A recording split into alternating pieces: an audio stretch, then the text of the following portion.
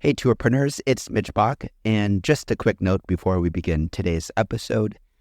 Tourpreneur is currently sponsored by Google. We're thankful for their support of our community, and we are offering with them a completely free course helping you unlock the power and potential of Google's Things to Do program, which is specifically helping tour operators add their tours to Google in new ways that gives you new exposure and more direct bookings. To learn more, go to tourpreneur.com/Google. And as always, show notes, more resources, links to our newsletter, our business coaching community, and so much more are available on tourpreneur.com. Now to the episode.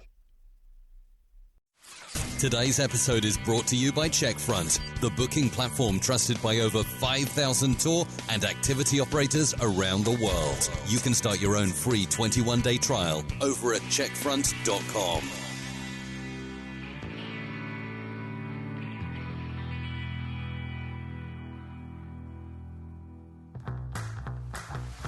Welcome to the Tourpreneur podcast. Travel industry veteran Shane Whaley will take you on a journey with fellow tourpreneurs, sharing their tips, ideas, insights, and success stories to inspire you to make your tour business the best it can be. And now, please welcome your host, Shane.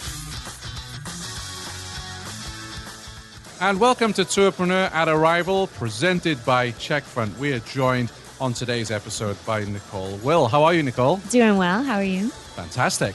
What's the name of your tour company? Asheville Wellness Tours. Fantastic. I always like to see Asheville represented here. Well, this podcast owes a lot to Asheville. Nice. Because it was Torrin and Alice that I interviewed in episode 1.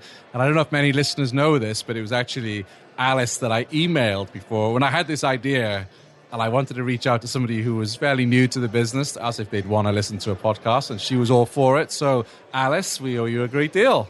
Can I tell you a story about Alice? A very fast one. Go on. She is also a nurse, and my business partner just had a baby, and Alice attended to her and the baby in the emergency room, and our business partner credits her with saving her life and the life of her baby. I mean, Amazing. Asheville's very small, but that's pretty small. That's pretty amazing. Yeah, wow, yeah. Incredible. She's a man. She's a lady of many talents. Absolutely. So, your tour, how did you get started and when did you get started? We started in 2017 as a walking tour downtown and yoga hikes in the area. And it really was a collaboration in the beginning. Yogi, a tea house, and a salt cave. Had a dream bringing people into that wellness scene in Asheville. It's been part of our history for a very long time. Fantastic. And when did you start up? 2017. 2017. Mm-hmm. Okay, so still fairly new? Fairly new. Excellent. How did you know, so obviously you're very passionate about wellness. How did you know there would be a demand for your tour and activity? Well, we didn't really. Yeah. I've been a hiking guide for 15 years now, and just watching how people connected to nature, and then as they were coming into Asheville, connecting also with that quirky kind of mountain town vibe of just, we have a lot of alternative healers available, and people wanting to know what else is out there, what's available to me. They're on vacation. They're willing to push that comfort zone a little bit. And so it was starting with those two basic offerings. We just listened and had conversations and said, oh, well, you want a little bit more. And so we've really morphed since that time. Fantastic. What do you find the most rewarding aspect of what you do? Oh, man, that's a tough one to answer. So many pieces. Connection, I would say. Yeah. People really connecting to the place they're visiting, to each other, unplugging, and connecting to the mountains, the really beautiful environment we have. Yeah, absolutely. It's really powerful. What would you say in your business, what's been the biggest challenge you've had to overcome? The biggest challenge. Right now our biggest challenge is we have over 50 local partners we work with. Okay. And I think crafting each of those conversations can be interesting. It's a wild variety of business models and experience types. So, I'm human. I'm not always going to get that conversation right. And I'd say that that's probably our biggest challenge at this moment. So how do you go about researching? So if you've got 50 plus partners, how do you know what makes each one tick? How do you go about that? What would be your tip to tour operators who are listening into the show that need to do the same thing?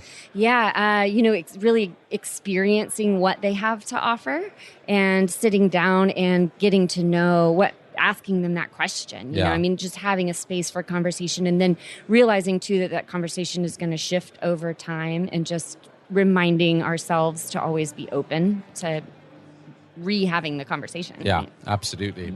What's the best thing that's happened to you since you started your business?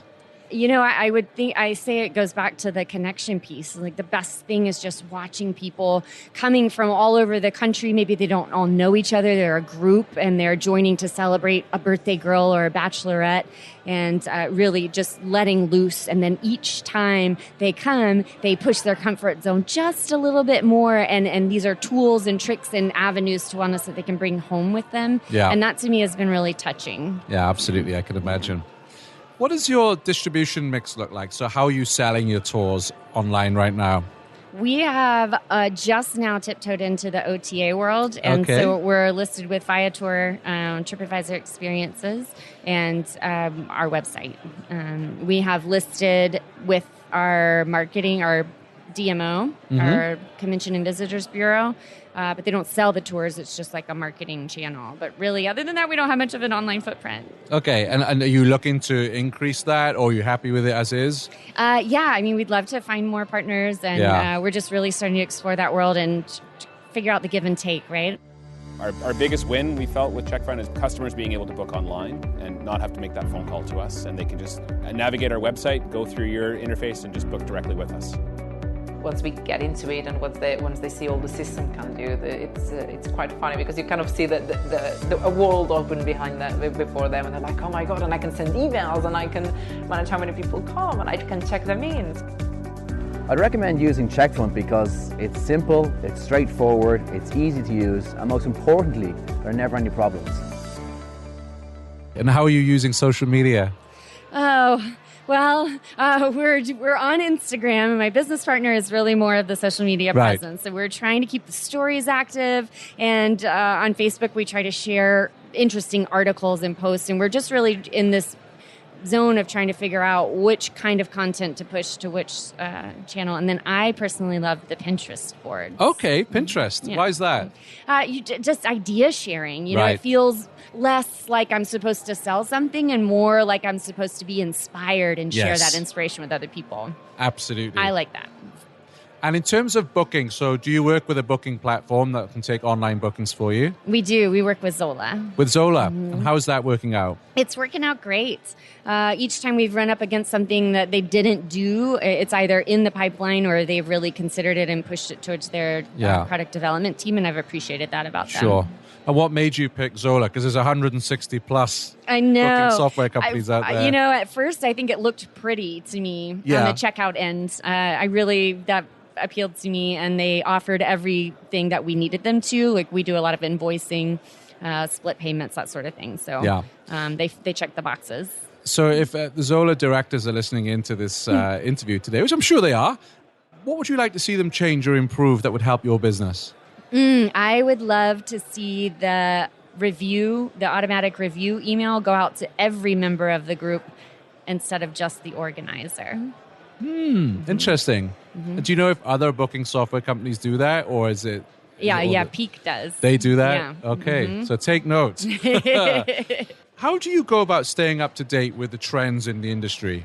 Well, Tourpreneur, of course. Of course. Yeah, thank you. Buy you a beer later on. Yeah. Definitely coming across resources like this. You know, I like Be a Better Guide. I think there's great resources there. And then following along with other tour operators, following their newsletters as well in different parts of the country doing similar things. Yeah. Great.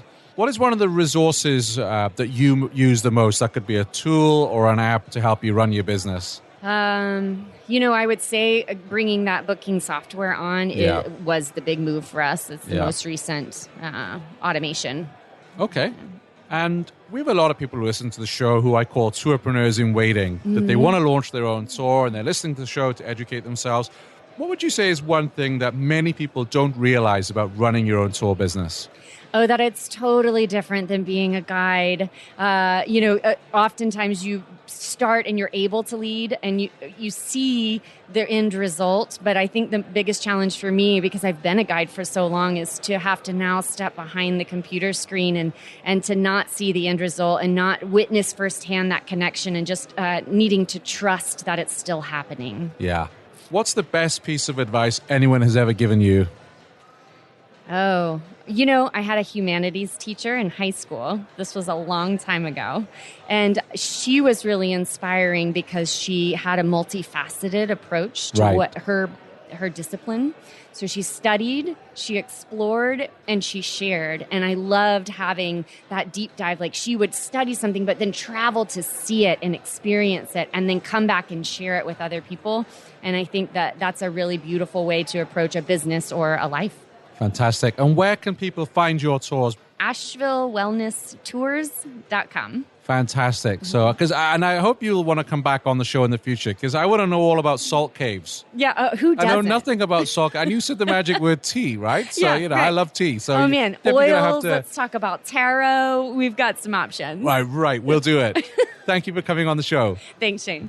Thanks for listening to the Tourpreneur podcast. Be sure to visit tourpreneur.com to join the conversation and access the show notes, including links to the resources mentioned on today's episode. This is Tourpreneur.